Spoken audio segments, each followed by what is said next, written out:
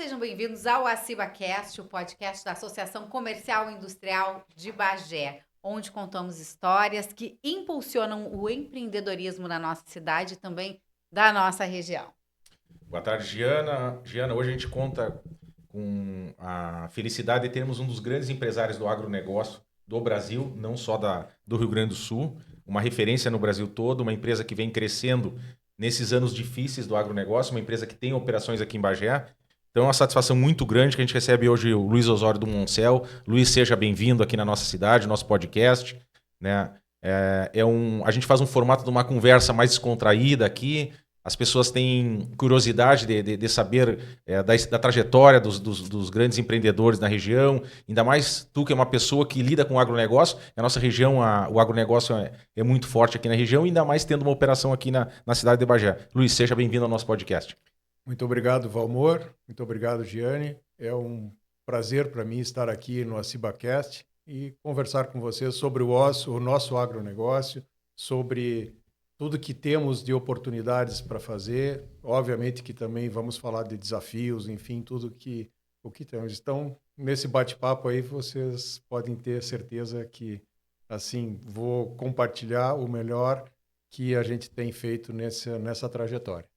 Bom, vamos apresentar então o nosso convidado, Luiz Osório do Moncel, empresário e líder do agronegócio, com décadas de experiência em gestão de empresas familiares e expansão nacional. Sob sua liderança, a Três Tentos se destacou por inovação, governança e cultura sólida, tornando-se uma das maiores referências do setor.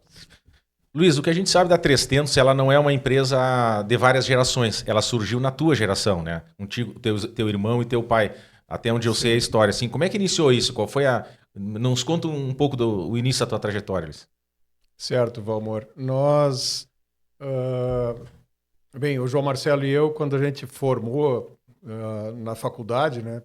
Isso eu formei no final da década de 80, ele no início da década de 90, e daí nós voltamos para o interior, para Santa Bárbara do Sul, que é a nossa cidade natal, para nós trabalharmos forte na agricultura, junto ao nosso pai, nas fazendas aqui no Rio Grande do Sul. Na época também a gente tinha fazenda em Goiás, e aí como produtores rurais. E assim nós o fizemos por 2 ou 3 anos, onde a gente realmente se dedicou para dentro da porteira, né? Nós buscarmos uma profissionalização, buscarmos uma melhoria na performance das nossas lavouras, sempre numa discussão, numa conversa com o nosso pai do que era melhor fazer naquele momento.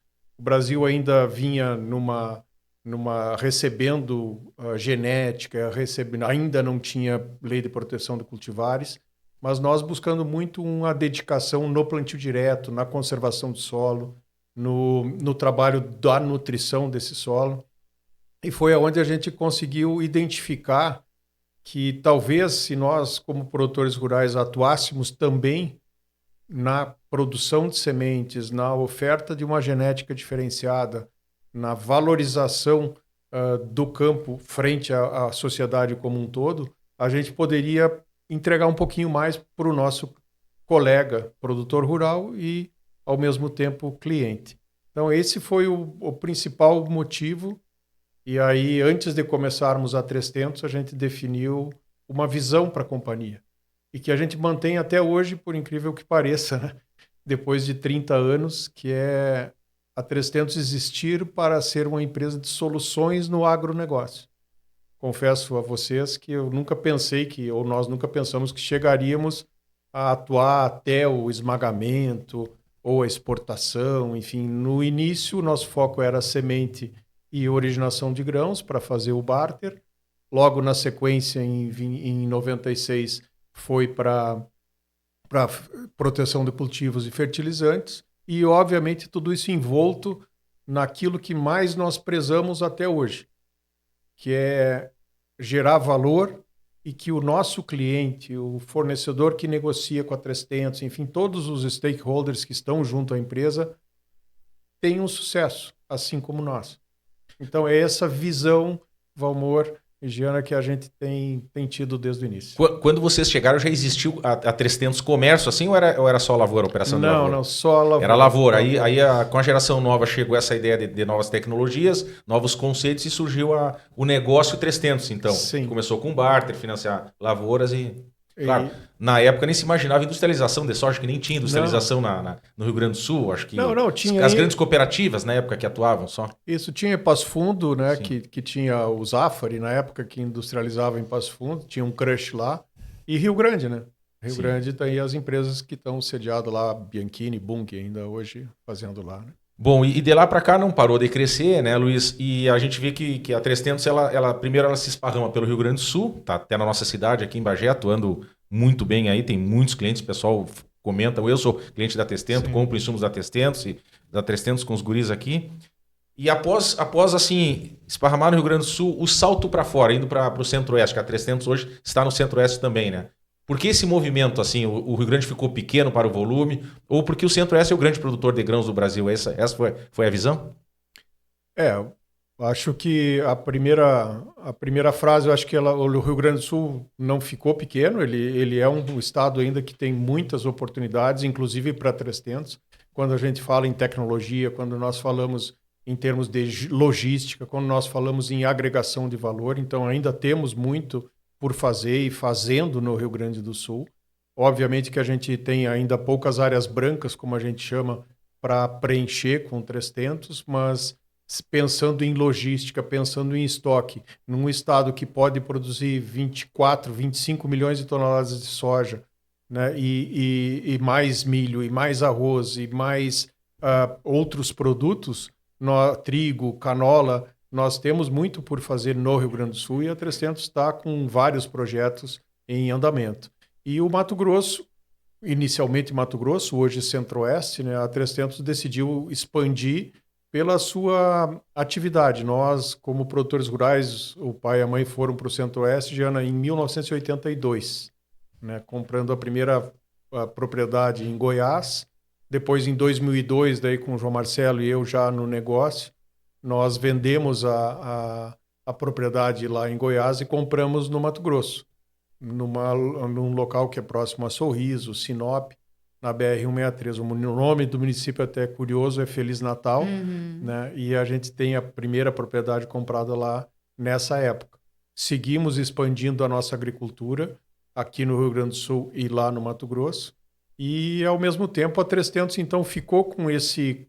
Assim, os acionistas da 300, os sócios da 300 ou fundadores, começaram a ficar conhecidos no Centro-Oeste. E aí a gente decidiu, então, que poderia ser um movimento. Mas se eu for traçar alguns marcos importantes da 300, a gente tem a fundação dela em 95, sem dúvida nenhuma, o trabalho com a genética da soja, do trigo, o trabalho que nós fizemos hoje com milho, o trabalho não de produção, mas de revenda e distribuição, com a semente de arroz, toda a nossa atenção que a gente tem em cima disso, semente de canola, sorgo, para que a gente consiga levar a melhor genética para o nosso cliente. Então, esse é um marco inicial da companhia. O outro marco, sem dúvida nenhuma, foi a ida para Ijuí, onde a gente foi no primeiro terminal rodoferroviário da empresa, e aí a gente deu um salto de começar a enxergar uma região toda, que foi ali do Planalto Missões. O terceiro marco foi a nossa industrialização, quando a gente colocou a indústria de crush de soja e biodiesel em Ijuí. Isso em 2013 e 2014. E aí 2015 foi o marco da metade sul. Então, para nós foi uma alegria muito grande a gente vir primeiro.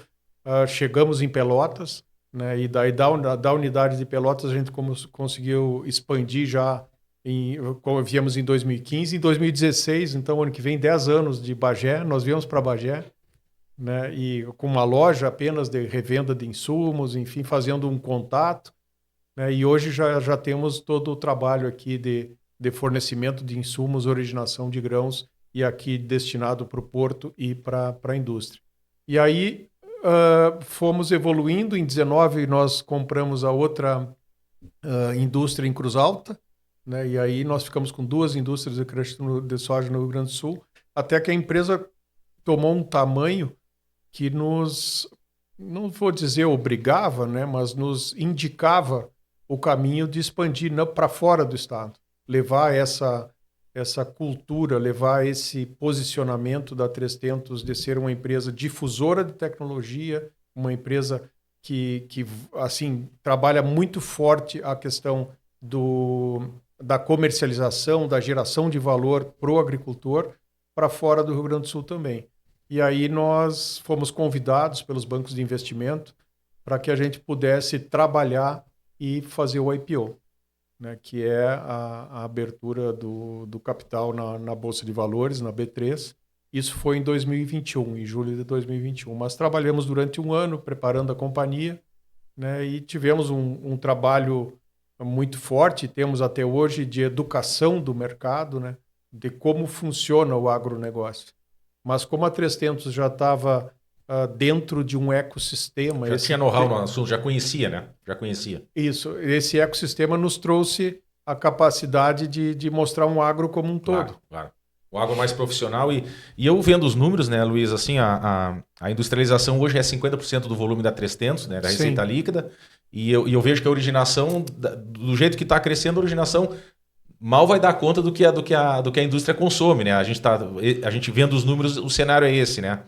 A intenção é industrializar tudo que se origina, assim, é uma meta ou isso não é uma meta? Isso é um mercado que ele vai crescendo naturalmente por demanda mesmo. Existe um planejamento nesse sentido? Existe sim. Não que a gente vá trabalhar o breakdown da receita sempre, né, Valmor, assim, de não, eu vou ficar com 25% de insumos, 25% de grãos e 50% de indústria.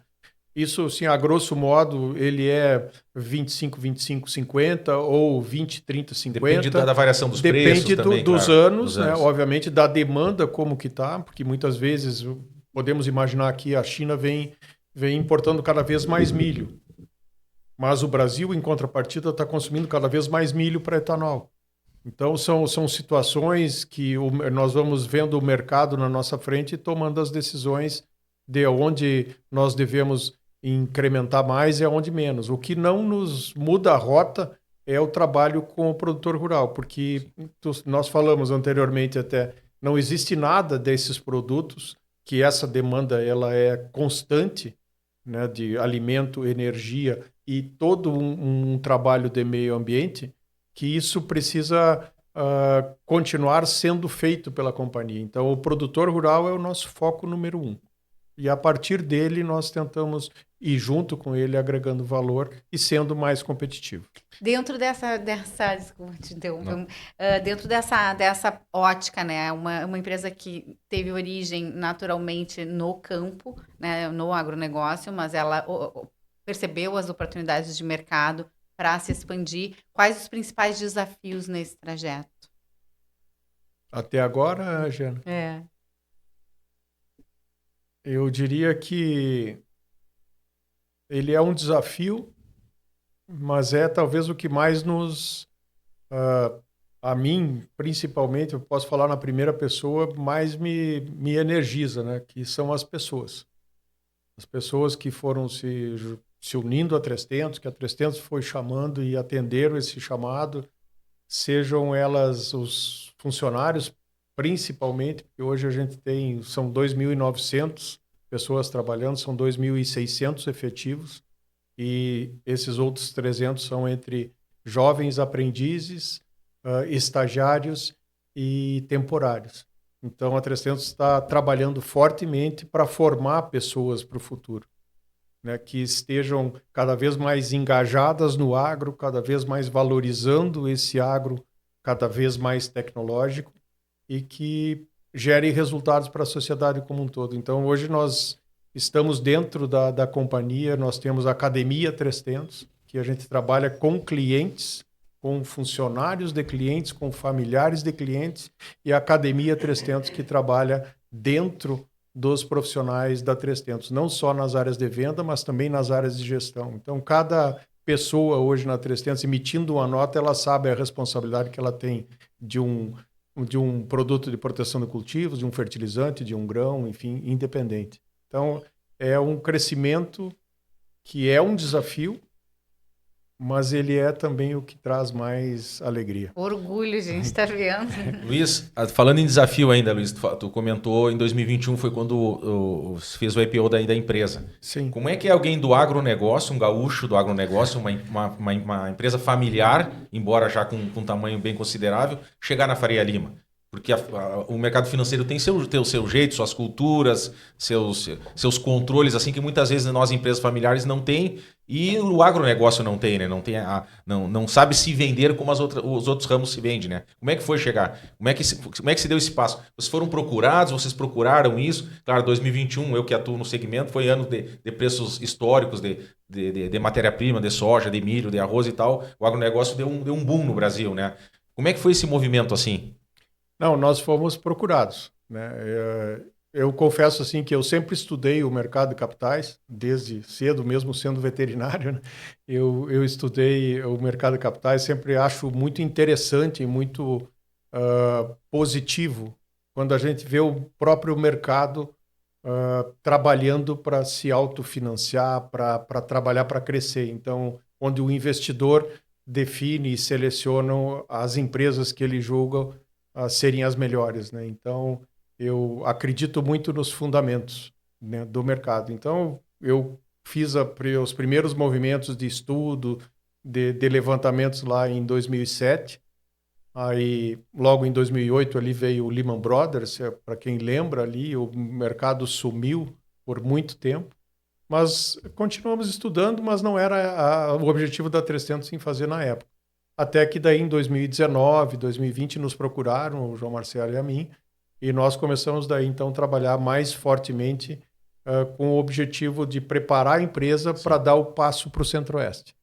Porque somente nós já tínhamos o terreno comprado da fábrica, que hoje roda lá, já tínhamos todo o planejamento, mas iria ser numa velocidade mais lenta, através de financiamento bancário, né, tendo que talvez em algum momento reduzir a velocidade ou aumentar.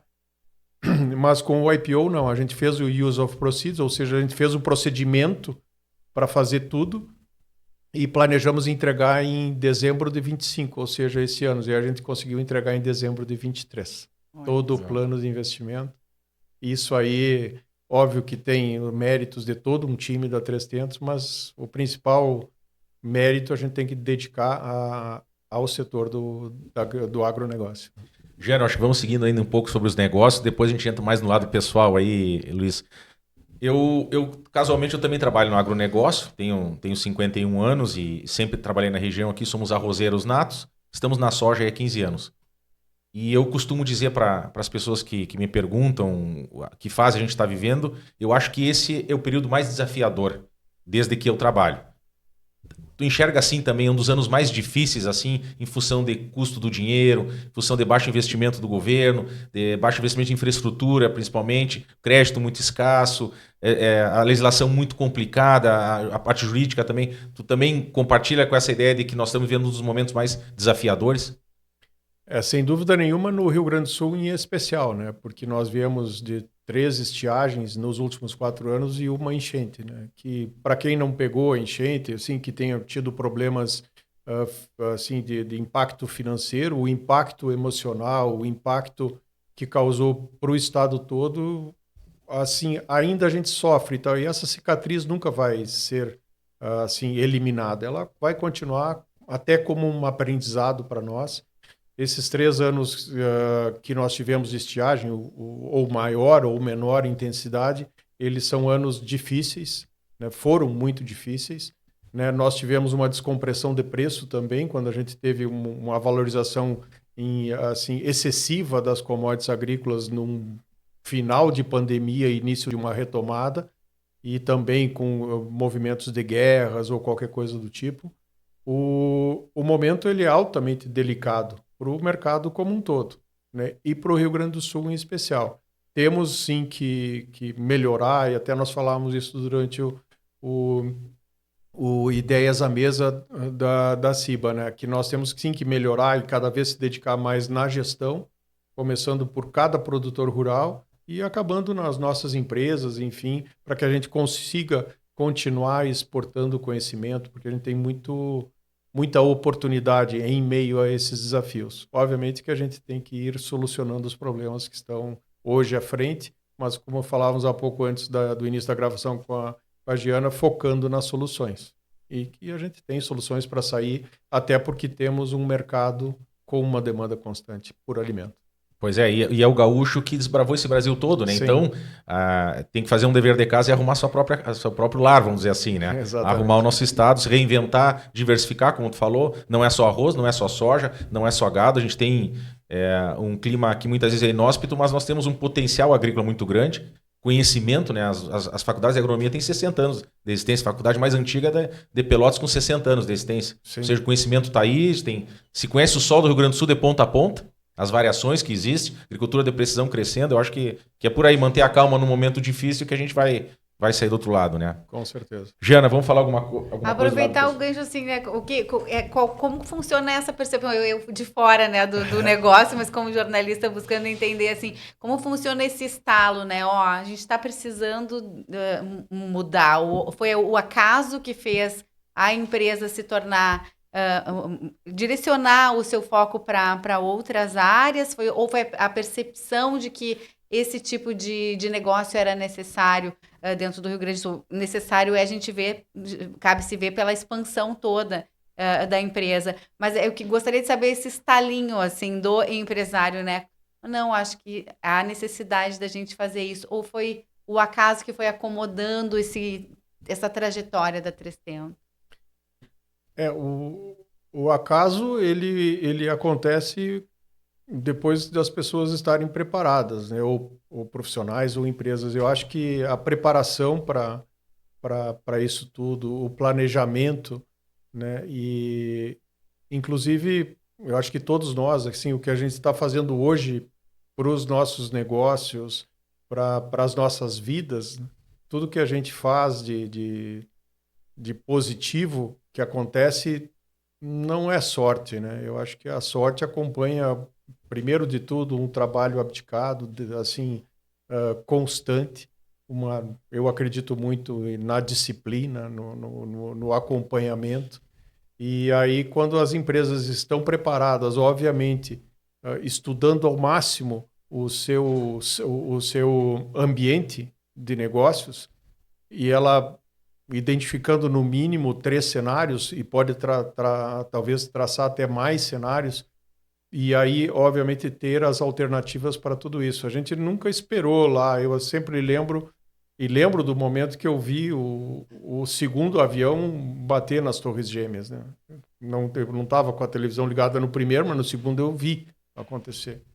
A gente não está sabendo quando vai acontecer ou ser deflagrada uma nova guerra ou alguma coisa do tipo. Uma pandemia nós não prevíamos.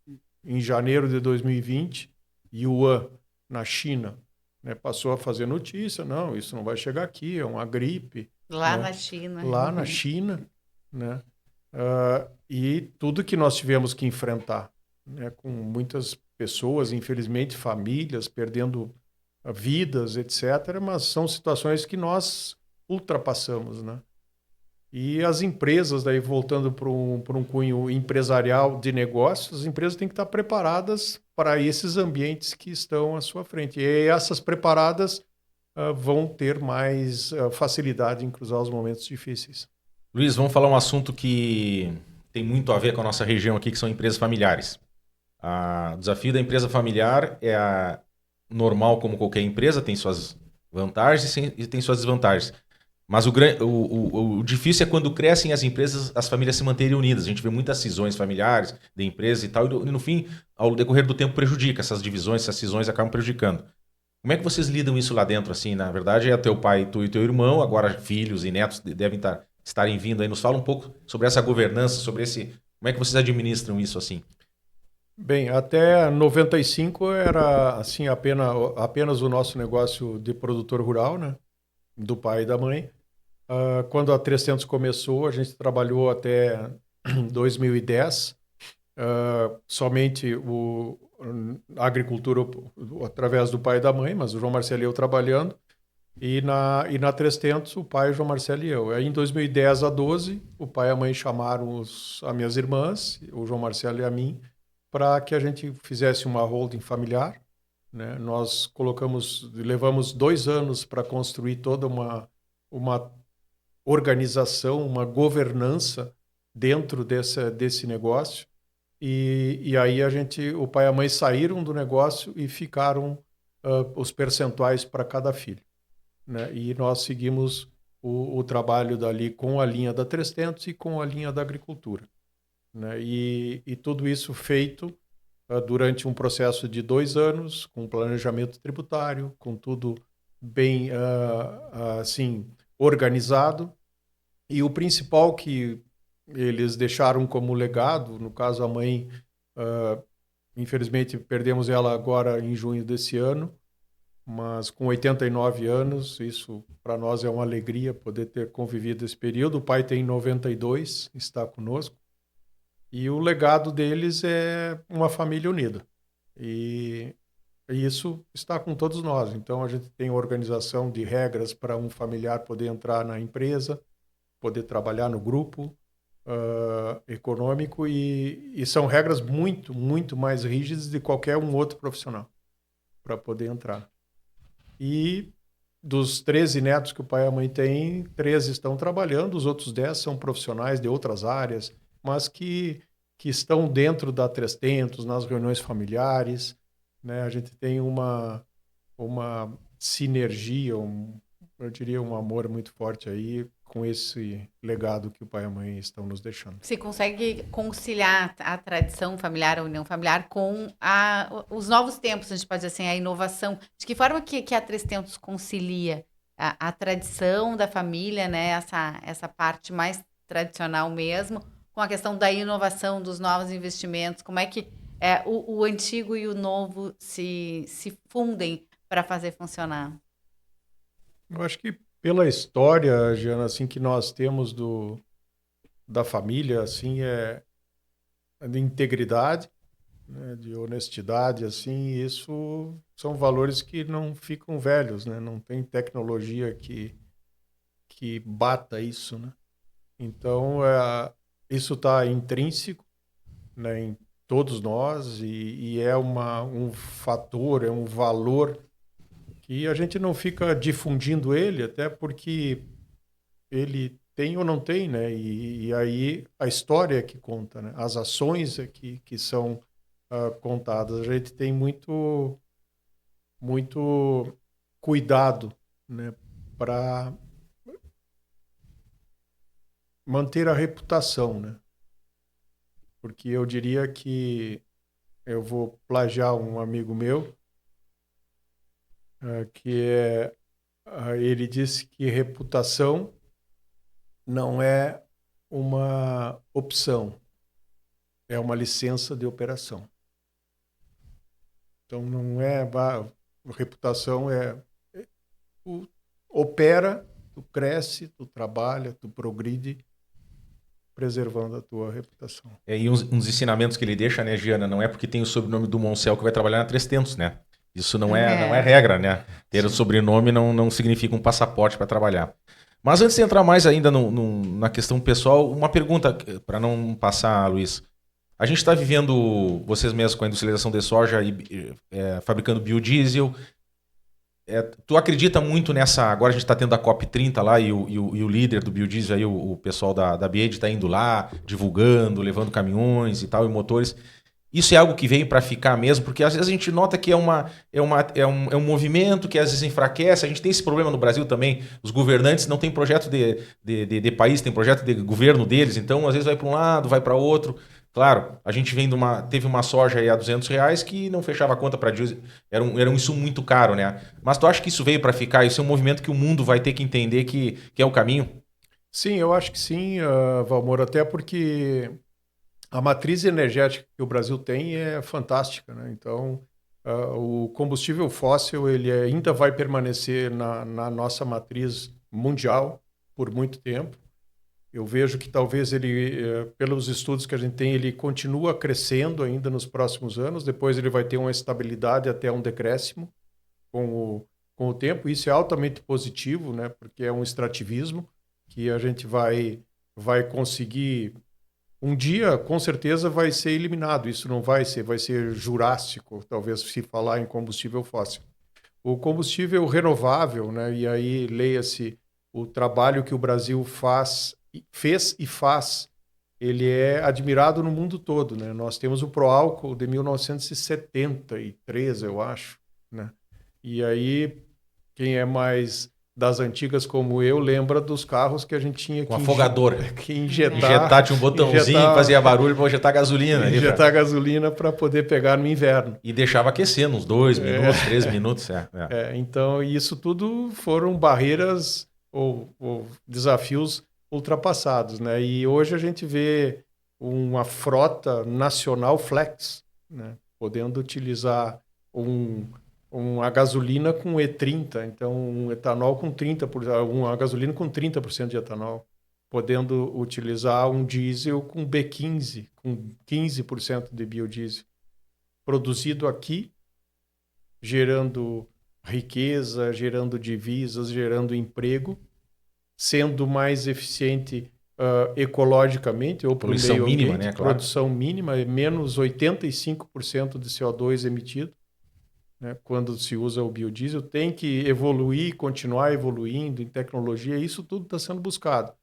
E a questão da legislação, né? Então nós temos hoje um Congresso Nacional que aprovou ano passado já a Lei do Combustível do Futuro, né? Que ele prevê exatamente um crescimento do biodiesel até 20% e o etanol tem um crescimento até atingir 35%. E podendo ser, no caso, um hidratado e tu usar 100% de etanol em várias regiões hoje, inclusive do Centro-Oeste. Claro. Então, nada mais adequado que nós aqui no Rio Grande do Sul estarmos produzindo o biodiesel dentro do Rio Grande do Sul.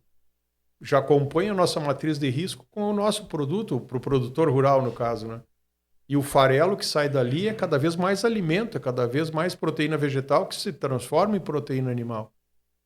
Então, não é porque antigamente, logo no início da 300, Valmor, a gente era questionado do seu estômago contra o tanque do seu carro ou do seu trator. Sim, o alimento para abastecer um veículo, alimento para combustível. E hoje é exatamente o contrário, é alimento e combustível. Né? Graças ao combustível a gente vai ter o alimento também ali, né? É um resultado da operação, né? E um país desse, né, que quando a gente olha, 10% do nosso território só é destinado à agricultura, né? 85 milhões de hectares, então o que tem para crescer no Brasil é impressionante, né? Exato.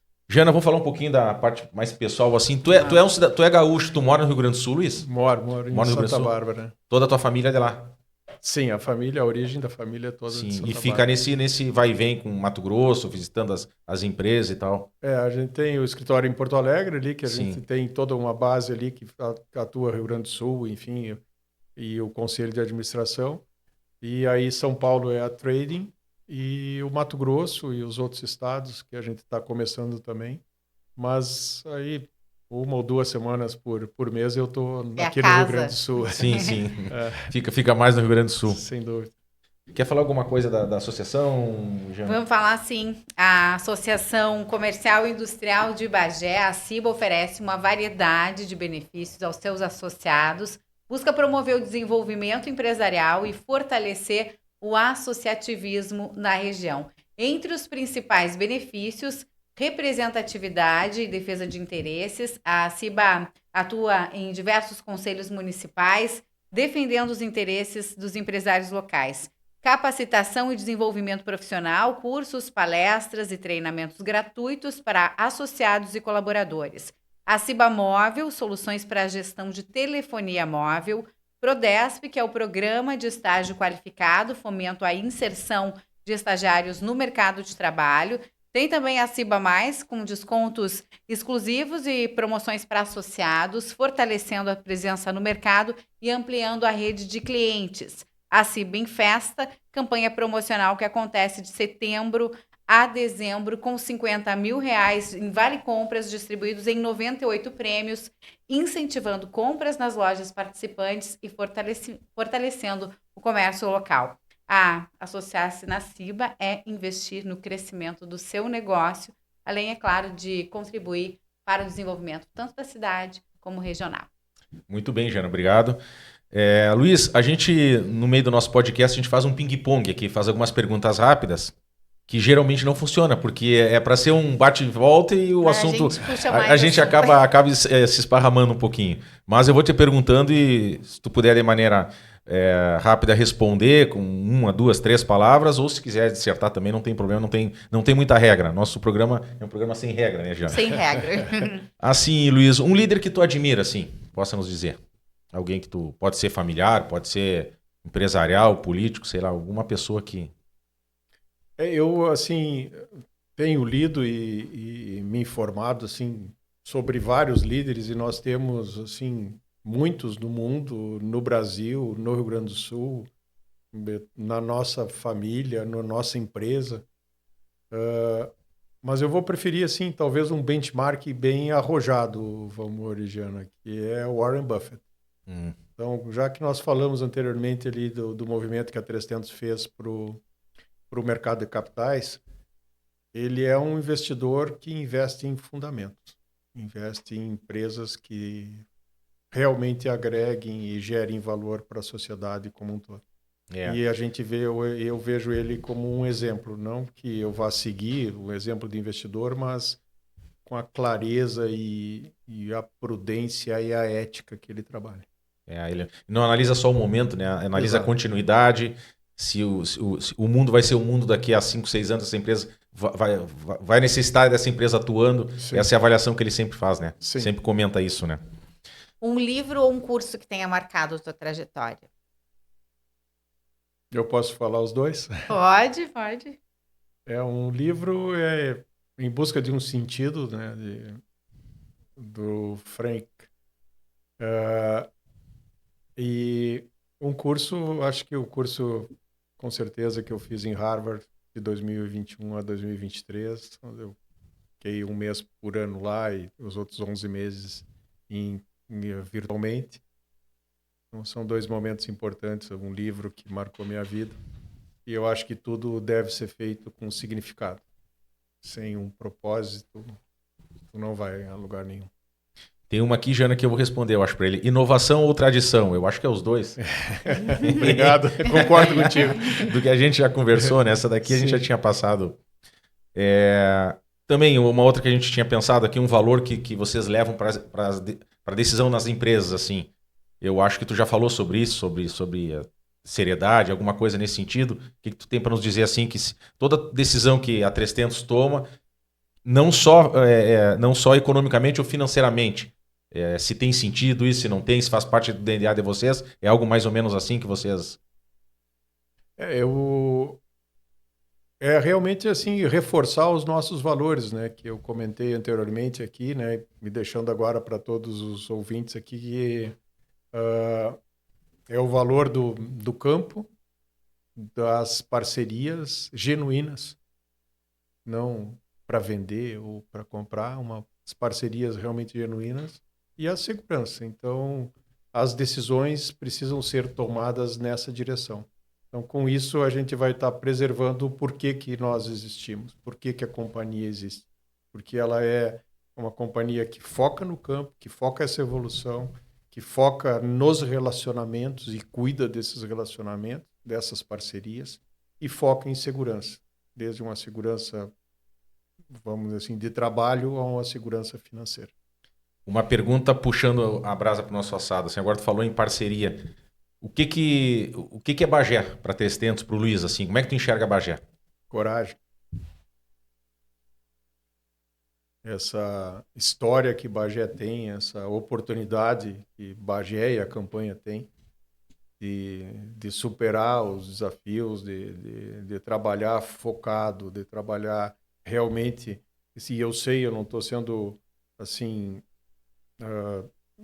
insensível ao problema de todo o Rio Grande do Sul, não é exclusivo de Bagé, de que a gente tem que ter uma retomada. Nós estamos, assim, safra de arroz praticamente plantada, nós temos uma soja que inicia agora, se Deus quiser, com essa chuva do final de semana, inicia o plantio. Então, nós temos várias oportunidades e uma safra chegando. O agro se renova a cada 6 meses. Nós temos, sim, um estoque de passivo que temos que resolver e encarar e resolver, enfrentar, e muita oportunidade pela frente. Eu vejo um mundo cada vez mais exigente em qualidade, e nós temos aqui uma pecuária de corte que a gente pode evoluir muito, levando essa proteína vegetal para o coxo, nós tendo uma condição de evoluir ainda mais na nossa genética. Aqui nós temos pecuaristas, referências para o Brasil e para o mundo, e talvez a gente possa trabalhar cada vez mais essas oportunidades de soja, de milho, de arroz, de trigo, de canola. Enfim, nós temos várias oportunidades por fazer aqui, né? Irrigação é uma opção, não, ela é uma das alternativas que nós temos, mas não dá para pensar que vai ser uma solução mágica. Nós não teremos uma solução mágica, nós teremos uma constância. E quanto mais diversificação, quanto mais diversificados, mais resilientes, mais seguros nós estaremos, e eu vejo o Bagé novamente, assim, ou sempre com essa visão. Agora, para tocar todos esses negócios, assim, né, ter essa visão, tá sempre com a atualização das questões de mercado e de negócio, tem que ter um tempo, assim, de pausa, né? Que hábito diário que tu não abres mão? Rezar e agradecer. Como que tu recarrega tuas energias? Tu é alguém que diz assim, eu tenho que ter tantos dias de férias, ou tu dosa semanalmente, assim, ou até no dia a dia mesmo? Como é que tu encara isso assim? Eu sou uma pessoa que eu tenho que 20 dias eu tenho que desligar do mundo, coisa que não acontece, né? Nós empreendedores não desliga nunca, mas vamos imaginar que fosse possível. Ou tu dosa semanalmente ou diariamente? O que a experiência te trouxe, Luiz?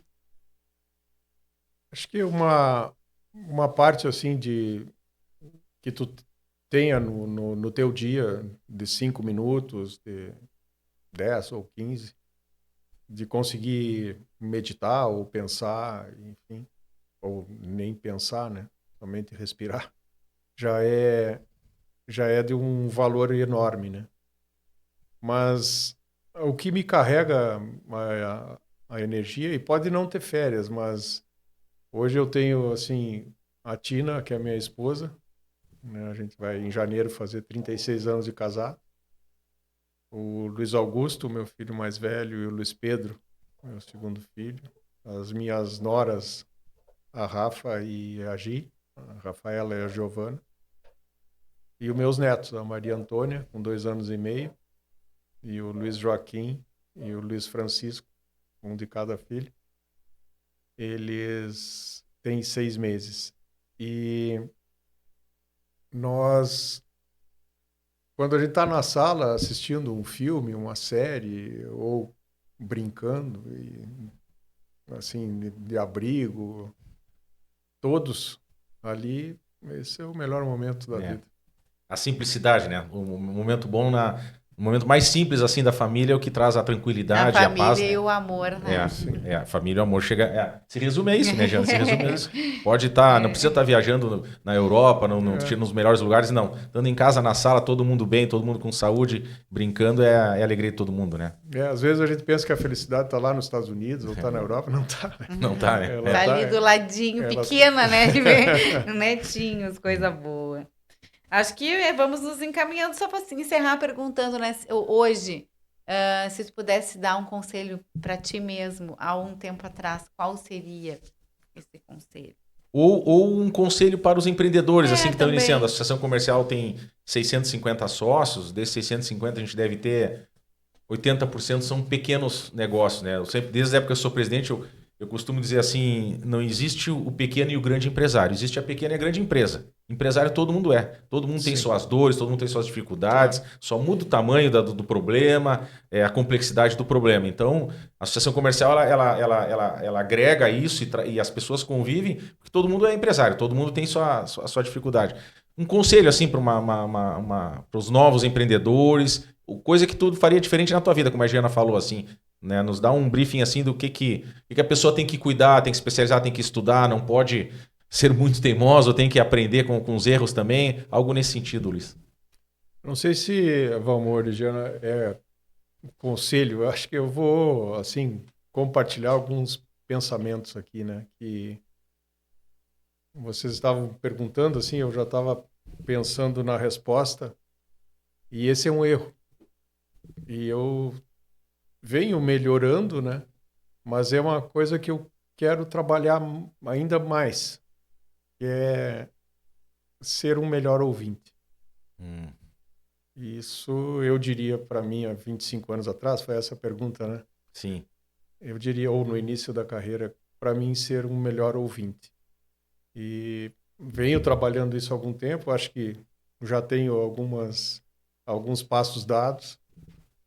Outro de isso eu assim até me reconheço que eu fiz movimentos importantes na minha vida de me preparar e não me dar por satisfeito, né? Eu estou sempre buscando. Assim, confesso que quando eu recebi o meu diploma em Harvard, assim, e olhando a Tina, o Luiz Augusto, o Luiz Augusto, o Luiz Pedro e as minhas noras, as duas grávidas e com a Maria Antônia no colo, aquilo aí não tem preço, né? E é o conhecimento que te impulsiona para isso, né? Então, eu acho que o empresário, independente do curso, sempre buscar mais e melhor conhecimento para tomar as melhores decisões. E talvez um terceiro ponto é que passa, né? Passa o momento difícil. Quanto mais tu enfrentar, mais tu superar, mais fácil vai passar, se tu focares na solução principalmente. Mas o momento bom também passa. Então, isso também eu venho trabalhando cada vez melhor na minha vida, né? E sempre pautado pela simplicidade, né? E se vocês me perguntarem sobre um esporte, eu gosto de acompanhar futebol, enfim, eu joguei vôlei por algum tempo, nadei e tal, mas o que eu mais gostei de fazer foi ir a rodeio. Então eu atirava a corda aí Sim, por um tempo aí. E errava bastante, né? Mas às vezes enroscava. E os meus dois filhos hoje, eles participam de rodeio no verão. Assim, a gente... isso vem de família, né? Dessa tradição. E eu acho que são momentos onde as famílias se encontram e vão fortalecendo cada vez mais, né? Então, é isso que eu, assim, deixaria como um toque para todos os empresários, enfim, para quem está nos ouvindo aí, é estar junto da família e focado, se preparando para ser cada vez melhor do que a si mesmo de ontem, né?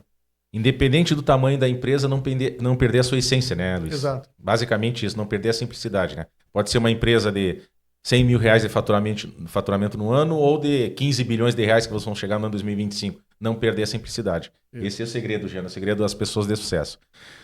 Luiz Osório, do Moncel, não tenho palavras, assim, agradecer mesmo a tua presença aqui, Natália. Sei que a tua agenda é muito lotada, muito cheia. O Christian, nosso diretor, batalhou muito para conseguir encaixar, né? Tu vem nos brindar com a tua palestra aí no Ideias na Mesa e vim aqui nesse nosso podcast, que a gente chama ele de AcibaCast. Muito obrigado por ter vindo aqui, pela transparência, pela sinceridade mesmo, pela simplicidade que tu demonstrou.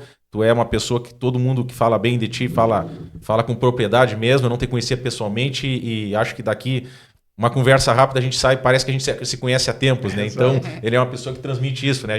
Parece que a gente já se conhece há tempos. Parabéns por ser esse empresário de sucesso e essa pessoa que tu és. Giana. Agradeço imensamente também, um baita exemplo pra gente, né? E para quem nos assiste de casa, uma super inspiração. Só agradecer e dizer que a gente está sempre à disposição aqui em Bagé para te receber novamente. Se você gostou desse episódio do AcibaCast, compartilhe com outros empresários, também com gente que está querendo ingressar nesse meio, né? Pessoas que têm o sonho de empreender. Acompanhe os próximos episódios e continue se inspirando no nosso AcibaCast. Até a próxima.